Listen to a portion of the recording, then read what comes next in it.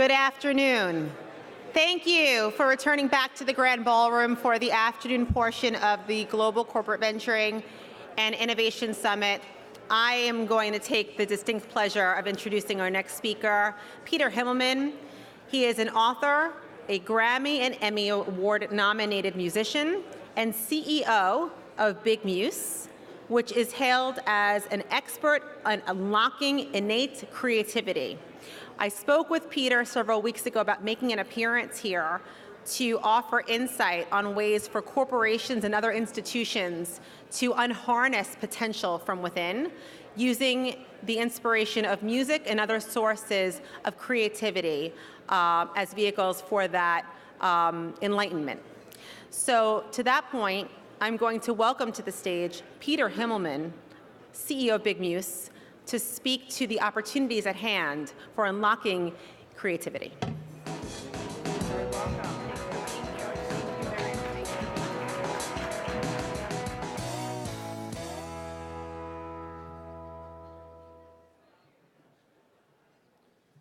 Thank you very much.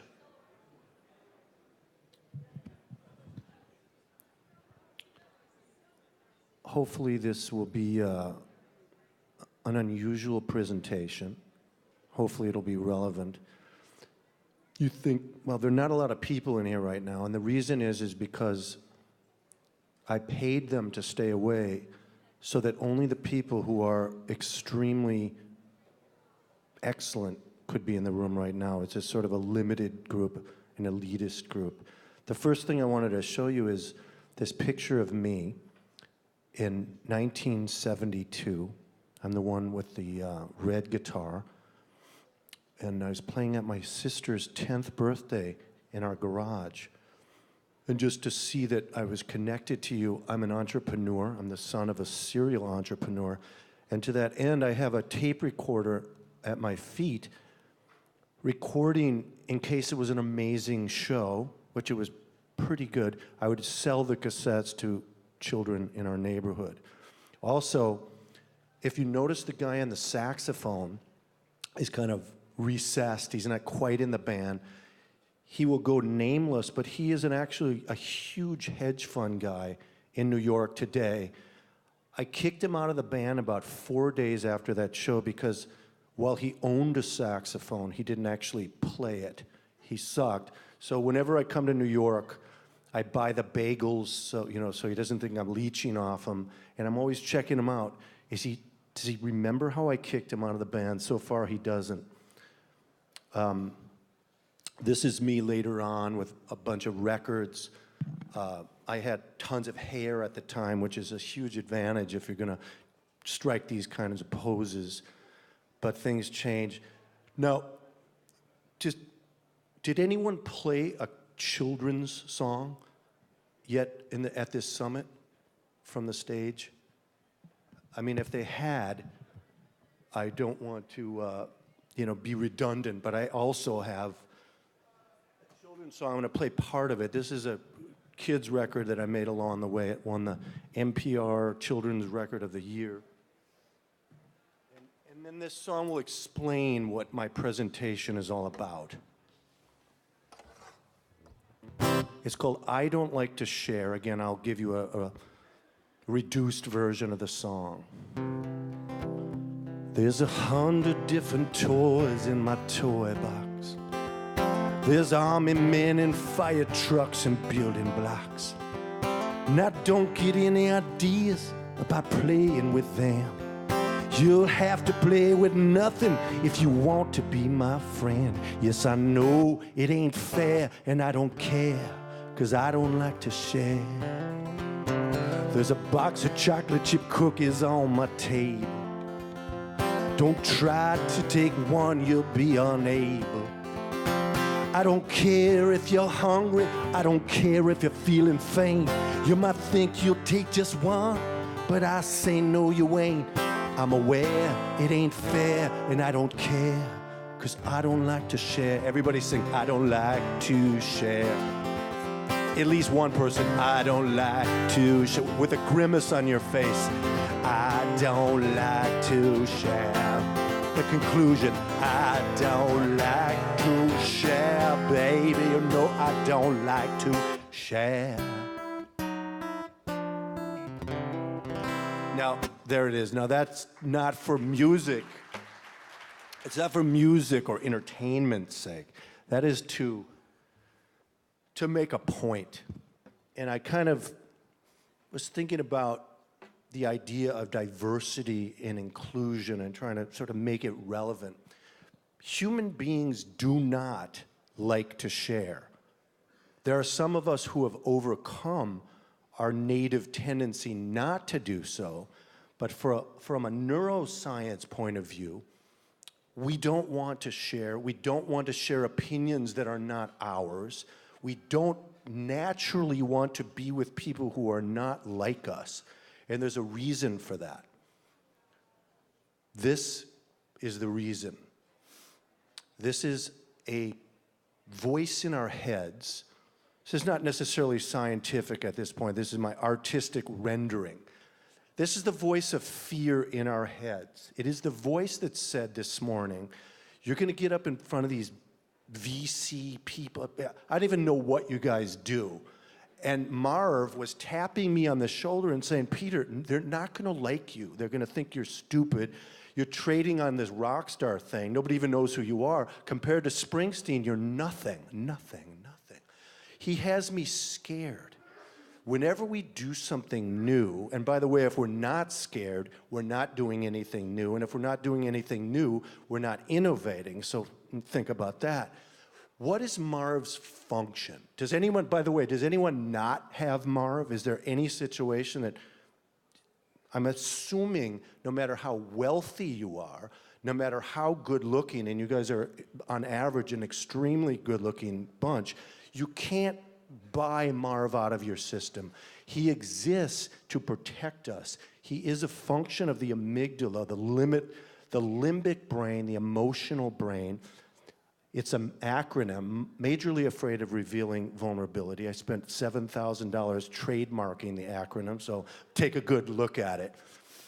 So he's protecting us. For example, if a group of, say, a dozen rabid puma, and don't worry, that's not going to happen, most likely, were to come through that door and say a baker's dozen of black mamba snakes, which are so poisonous they could look at you and you would die. If they were to come in the room right now, Marv in each of us would be doing his function, which would be to pull the lever of adrenaline and protect ourselves. As an Ashkenazi Jew, I would talk it to death, as the way of our people is. Others of us, more physically robust, would take some strong way of dispatching the thing. Several would flee. Some of us, I won't point you out, will cower in fear and soil yourself. But that's the way that Marv would try to protect you. Why does Marv think being up here right now will kill me? Why does he think when you're doing something new, meeting somebody that's like maybe intimidating, why does he think that will kill you? Here's why. If I get up on stage, I could fail. I may be even failing right now. If I fail, I will feel, anybody have an idea what that could be? Ferris Bueller, George Washington, anyone? If I fail, it will engender a sense of shame. That is why we get nervous. Shame is not something human beings like. From shame, we go to something even more despicable, more intolerable. Shame leads to abandonment. We are all social creatures. Abandonment is abhorrent to the human condition. Then Marv goes for the coup de grace. He pulls out of his jacket a little stiletto, this final thing that just stops us in our tracks, even though it's subconscious. Do you know, Peter, what abandonment meant? When you were a young baby, pre-verbal, verbal. It literally meant if our caretakers, if our parents abandon us, we would die. So when you're nervous about something, and like I said, if you're innovators and creative, you should be nervous. It connects with the fear of your own mortality. But the good news is, I have a technique to push Marv gently aside. We say, Marv, thank you for your help, but I'm up here now. As soon as we take action on the thing we fear, we are in it. It's only the mulling over the thing endlessly when we don't take action that Marv has any fuel over us. This word metacognition, it sounds cool. It's not good for a song, but makes you sound smart if you say it at a dinner party. All it means is that you can see yourself acting. It is one of the most valuable things a human being can do, to see him or herself in action. This is when Marv is easily moved aside. You say, Marv, thank you for helping, but this is not going to kill me. At worst, it could embarrass me. So I'm going to do a little test.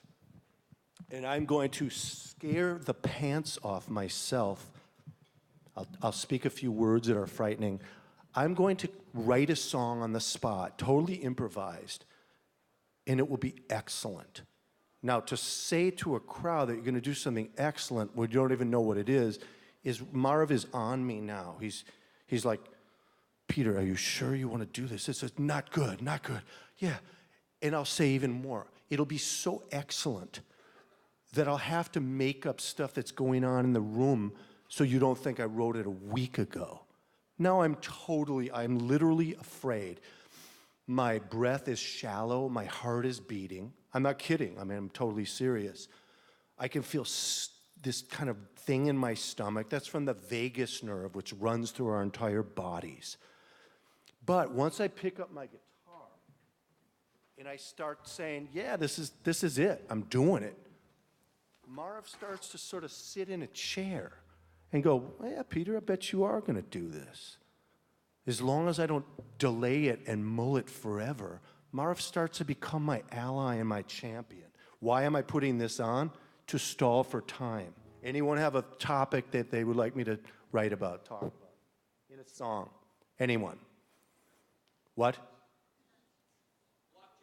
Watching? Is that what you said? Blockchain, exactly. One of the subjects that I know a lot about, so I'm glad you talked to me about. Blockchain. No, I don't think I can do that. Anyone else?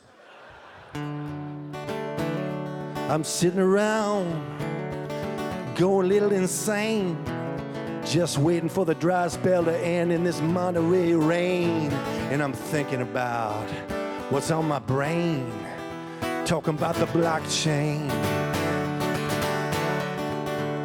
Where there's a guy in a gray suit, maybe it's a sport coat, but I heard a topic issue from the recesses of his throat. He said something.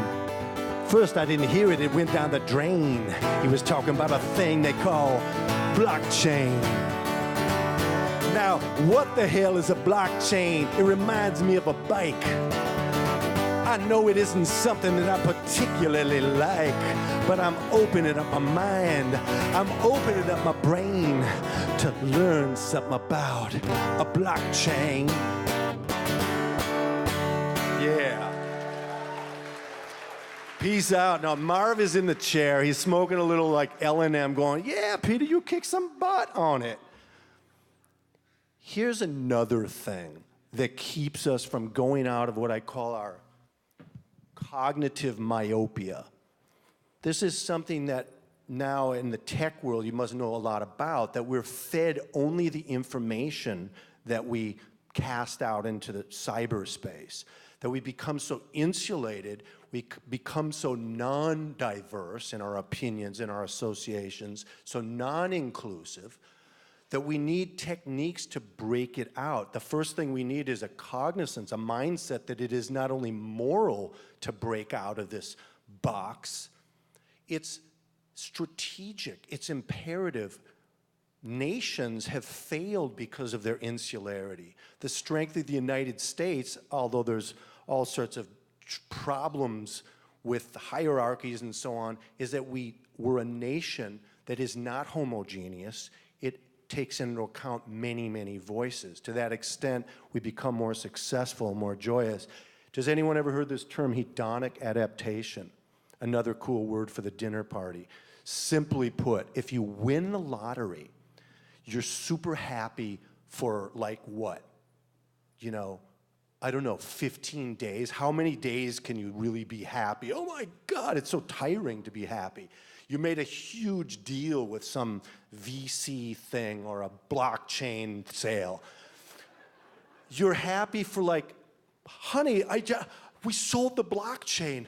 Oh, Harold, that's amazing. It's 2 in the morning. Are you still? No, hedonic adaptation means that you adapt to the hedonism, to the great orgiastic joy of a thing.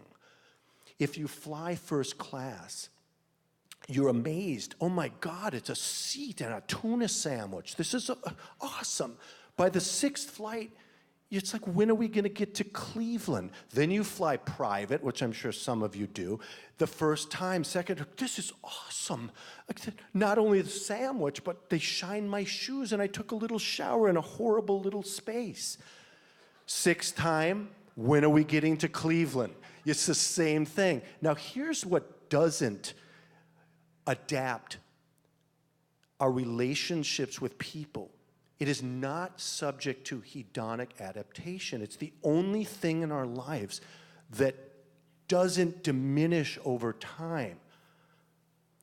The more diverse our relationships are, the richer everyone's life becomes. These are the things which are most important. We spend so much time, myself included, working our business. Our business, it's number one. Get one thing straight. Our business is not number one. Our business is number two. Number one is our life. And if you're a leader and you don't know that, you're going to suck. It's not going to go right for you. Being aware on this level, you will naturally be inclusive. You will naturally include voices that you don't already entertain. Inclusion. Paint set, a lot of different colors, most original slide I ever did. Here's my takeaway. Number one, and this I hesitate to use with a blockchain crowd. Although, I'll say this, when I was young, I got married in 1988. I've been married for 30 years. I met my wife, we got married in 10 seconds. First thing we did is I had a tour, a rock and roll tour of Central Asia. We're the only rock band ever to play like Tashkent. And what I learned there, and informed me, is everybody's a human being. We're not our jobs. Everybody is emotional. Everyone wants to have recognition. Everyone wants to be heard and to be noticed. We are alive on a staggeringly beautiful planet. That is such an important and bizarre thing to say. And some of you might be saying, what the hell is this dude in this ridiculous hat saying? It's poetry class? We're blockchain people. I say, shit, you're not blocked. I should have made bull instead of blocking out the bull. We're human beings. If you get up, and here's how this is strategic. If you get up in the morning and you use that metacognition, not to create some fantasy for yourself, to create some artifice and some fairy tale, but only to see what really is.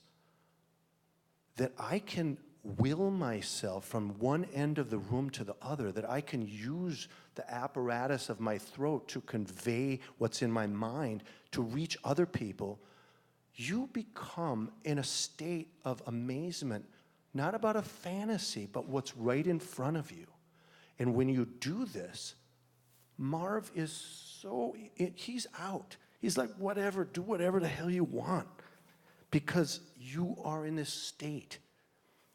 It's easy to be in this state. You just have to think about it. Number two, I've been talking about the whole time, relationships are what's most important. Creativity, which is the beginning of innovation, just in case you were wondering, creativity is a frame of mind. It's not like he's got a hat and he plays a guitar and I'm not creative because I work on blockchain.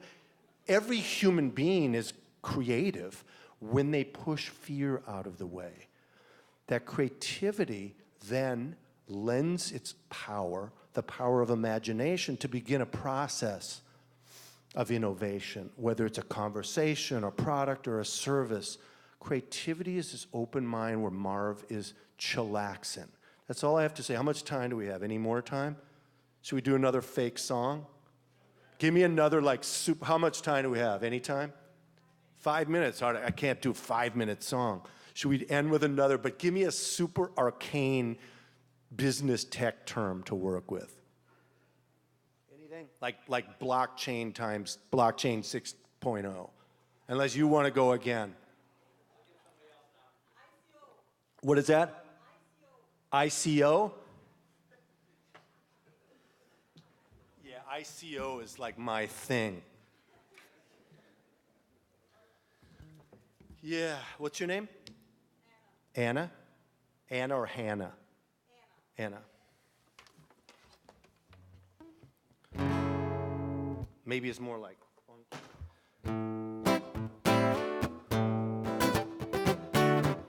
There's a lady named Anna in a buckskin-colored coat. She had to tell me something, she didn't pass a note. It came straight to her throat, and away I did go. Started singing about ICO. ICO. Okay, started singing about ICO. ICO. ICO. ICO. Just do it. I know you don't want to. Just for once, just do it. I wouldn't do it either if I was you. I'd be, shut up, dude. ICO. ICO. ICO. ICO. There she comes. She's putting a hammer down on me. Can't you see I'm feeling free? Maybe too free up here, but I've got no fear, and one thing's clear. Yeah, one thing I know is every nuance, every minutia, every single bit about Anna's ICO. Okay, little background. I'm assuming ICO has something to do with tech. It's something that I would use upon the deck of my boat coming through my throat. Just one of the many things I know. ICO. Thank you very much, ladies and gentlemen. Watch out, yeah! I did want to, thank you very much. I wanted to, that's a picture that I drew to illustrate, we're alive on a planet. I don't know which guy's got the idea, the little guy or the big guy. And in here, continue the conversation, write to me, just if you have recipes for pies or anything, we can continue the conversation. Thank you very much. You're very smart, and as I said, on average, extremely good looking. Thank you.